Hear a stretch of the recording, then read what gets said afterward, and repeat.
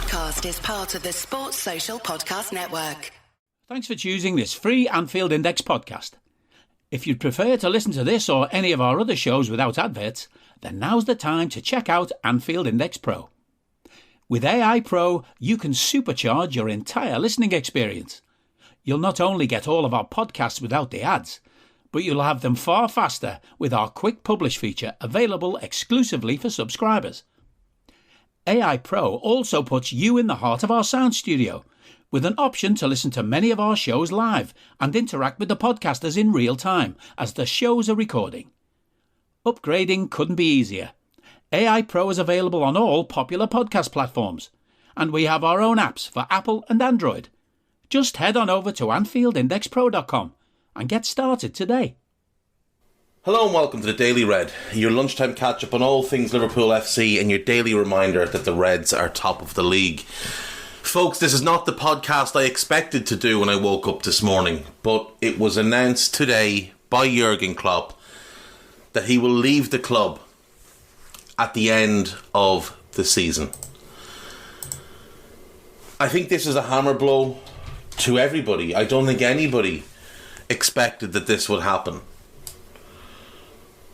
Jurgen said himself that he did tell the owners in November. You would hope that what that means is that since November, the club have been working on finding a replacement, on rebuilding the structure of the club, finding the right director of football to come in.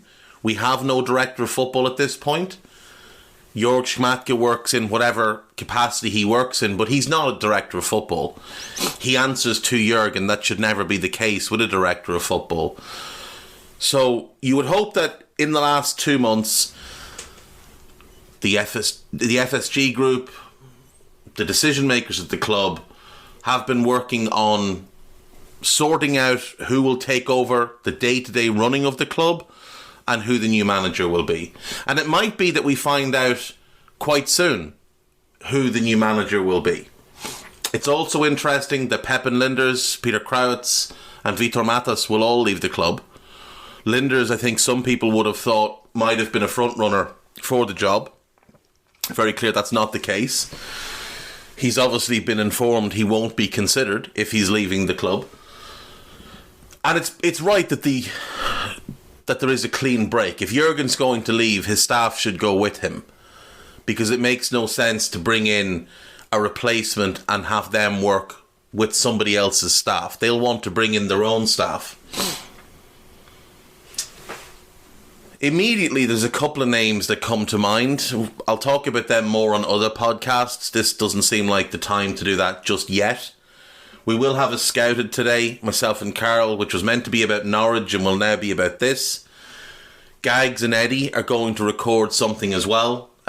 Just a reaction to get their thoughts out there. Myself and Trev, I think, are going to record at 2 p.m, potentially with Harry. And talk there too. Find out what the lads have to say.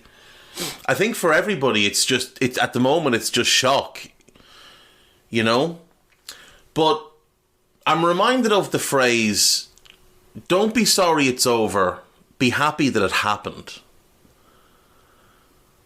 And that's the only thing I can think of now. Like, we've been so fortunate to have had this man in our lives for almost 9 years. And we know that Jurgen is a 1000% all day, every day type of manager. And he does burn out. And based on what he said in the interview he gave to the club website, he is starting to feel burnt out. You look at his managerial career to date. He was at Mainz for 7 years. He was at Dortmund for 7 years. We'll have had him for almost 9 years. And let's be honest, we all thought he was going to leave at the end of the last contract. This season has been a bonus. This season has been a bonus for us. And there's a real possibility here that this galvanises the team, galvanises the management, galvanises the club and pushes them forward to go and win every single bit of silverware that's available, that they go out on an incredible high with a second Premier League title, with a second FA Cup, with a second League Cup, and with the one trophy that Jurgen hasn't won at Liverpool, which is the Europa League. There's an opportunity for them to turn this into an enormous positive and propel us forward into the future. And I've seen some people say, oh, look what happened at Arsenal when Wenger left, look what happened at United when Ferguson left. And yes, those are concerns, but what I would say is that Jurgen having complete autonomy, which he's had for the last couple of years, is not the same as Alex Ferguson being embedded for 27 years. It's not the same as Arsene Wenger being embedded for 20 years. 9 of which came after David Dein left. Alex Ferguson had reached the point Jurgen's at now at Liverpool, and he still had 15 years left at the club.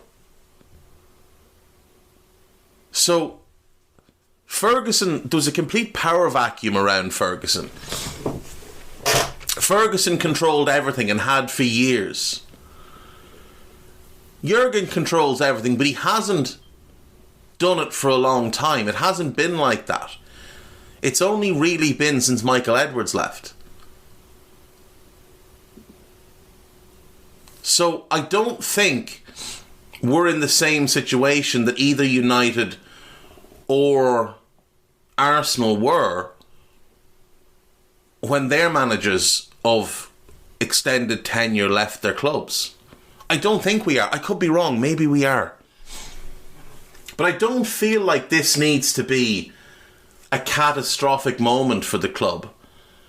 I do think this is something that potentially, with the foundations Jurgen has left at this club, or will have left at this club, that's something we can build on. When Ferguson left, United basically had to wipe the slate clean and start again. And the same is true of Arsenal. Look at the squads they left behind compared to what Jurgen is going to leave behind. There were no world-class players at Manchester United when Alex Ferguson left, outside of players who had been world-class but were by then on the decline. Carrick, Vidic, Ferdinand. He didn't leave behind Virgil van Dijk. He didn't leave behind Alisson Becker. He didn't leave behind Mo Salah. He didn't leave behind Trent Alexander-Arnold. He also didn't leave behind Dominic Szoboszlai, Curtis Jones, Alexis McAllister, Darwin Núñez, Ibu Kanate. He didn't leave them behind. Jurgen will leave those players at the club for the next guy to come in. The next guy is not facing a total rebuild, which is what David Moyes, Louis van Gaal, Jose Mourinho, Ole Gunnar Solskjaer, Ralf Rangnick, and now Erik ten Hag have had to undertake. And the same with Arsenal. Yeah, you can look at Ozil and say a world-class player, but was he? At Arsenal? Not for me. At Real, absolutely. At Arsenal, he hadn't ever been as effective. He was very good for them, but he wasn't world-class, and he's an awkward fit into a lot of different ways of playing. There's sort of a Mesut Ozil way of playing the game, and then every other way. And unless you're going to bend your will and bend your team to his way of playing, it's not going to work with him. The same is true of Pierre-Emerick Aubameyang, who was borderline world-class without question, but you have to alter your team to funnel things to him. Otherwise, he's a nothing player. He can't function as part of a team. Pierre-Emerick Aubameyang has always worked best when it's 10 players and then Aubameyang. It's why Aubameyang didn't actually work all that well under Klopp at Dortmund, but worked well under Tuchel, who was happy to build a system and then have him as an add-on piece for it. Remember, Jurgen stuck him playing right wing to try and change some of his habits, make him more of a team player. So when Emery takes over at Arsenal, he doesn't walk into a ready-made team. He doesn't walk into a team that needs one or two additions. He needs a new goalkeeper. He needs an entirely new defence. And he needs to rebuild the midfield. Even if you're looking at it and saying, well, he had Ozil, he had Aubameyang, and he had Lacazette.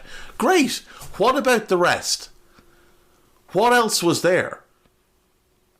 Someone walking into the Liverpool job this summer is walking into a situation where they've got the best goalkeeper in the world, you've got the best right back in the world, who could play in midfield if you want him to, and we've seen that he's great there. He could play right side of midfield either and be incredible there.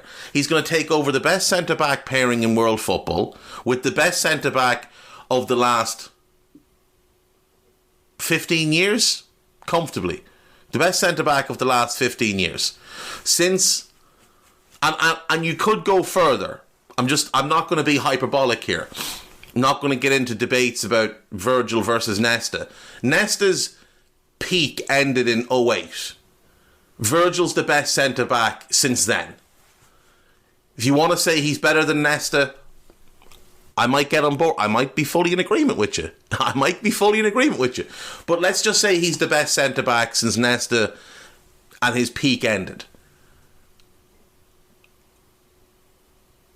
You've got Joe Gomez playing out of his mind. If you want, that's your back four, and you don't need to do anything. That is your back four, and it is sensational. There is no better back four in world football than Trent, Ibu, Virgil, and Joe. You want a left footer? We've got Andy Robertson.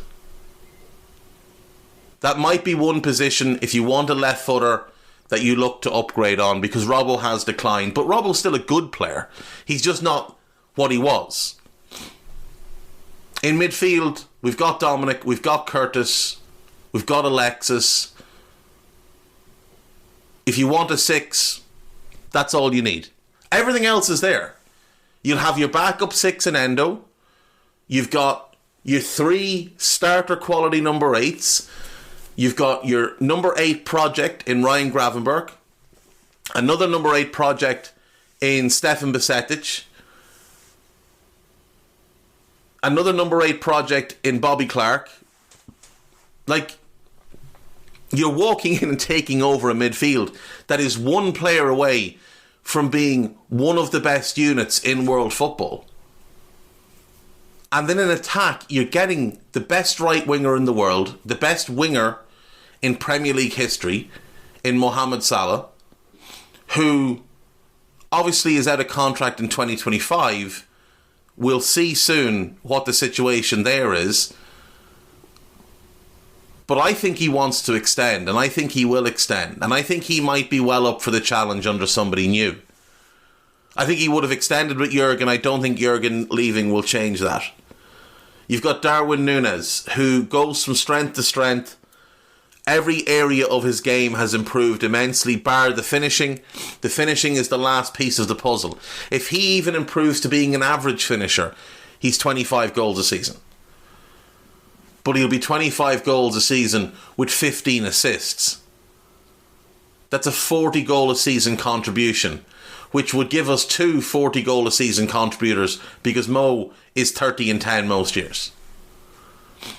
And then you've got Luis Diaz, you've got Diogo Jota, you've got Cody Gakpo. If you want to add a left winger, a left-footed left winger, I think that would be ideal. Someone like a Pedro Neto, maybe. But you're looking at then you've also got Ben Doak, you've got Cade Gordon, you've got Trent Cone-Doherty. You're looking at a squad that really and truly probably only needs 4 players. Because at centre-back, Joe Gomez can fit in there. You've got the emerging talent that is Jarrell Quansah. I think you want one more centre-back. Someone alongside Quansah to develop for the long haul. A left-back, a 6, and a left winger. That's 4 players. For the squad, not for the starting 11. It's 2 or 3 for the starting 11. 4 for the squad. To have a near perfect squad with strength and depth everywhere. So it's not the same as somebody walking in and taking over from Ferguson or Wenger. It just isn't. What it is it's more akin to what Bill Shankly left behind. I talked about Bob Paisley the other day. And this might be that moment. Because Jurgen has always been much more of a Shankly than a Paisley. Jurgen's a builder. And look, Jurgen left behind outrageous talent at Borussia Dortmund. And the thing with Jurgen is, he can, even when he knew he was leaving, even after he announced he was leaving, he continued to recruit players for Borussia Dortmund. He continued to sell Ousmane Dembele on the idea of coming to Dortmund, and he sold him on it that well that when Jurgen Klopp joined Liverpool and tried to sign Ousmane Dembele, Dembele said, "No, I'm going to go to Dortmund because you sold me on Dortmund." So there's no reason to think that Jurgen's not going to continue to work for the good of this club up until the very last day he's at the club. And he's going to want to go out on a high. And I know it's devastating. The way we've just all found out is devastating. But it doesn't mean catastrophic failure. It doesn't mean that we're going to fall off a cliff. It doesn't mean that this is the end of everything. It can be the start of something new and exciting. It can be a continuation of what we've seen. There's really good managers out there. Like I said, there's two that come to mind. There's Xabi Alonso and there's Ruben Amorim. You go get one of them, you go bring back Michael Edwards, Ian Graham and potentially Julian Ward, because you know that structure is the best in the world. You put that structure back in place, you put one of those two managers in place, and it's not cataclysmic. I've got nothing else today, folks. I'll see you tomorrow. Take care. Bye-bye. We hope you enjoyed listening to this Anfield Index show.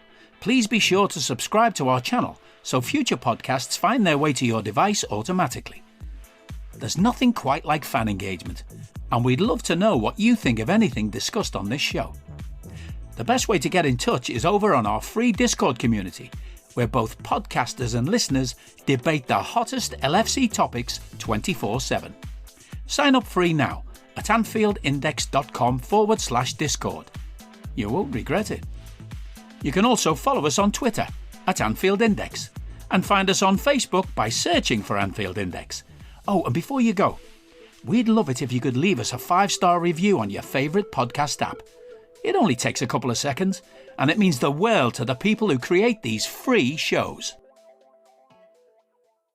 Sports Social Podcast Network.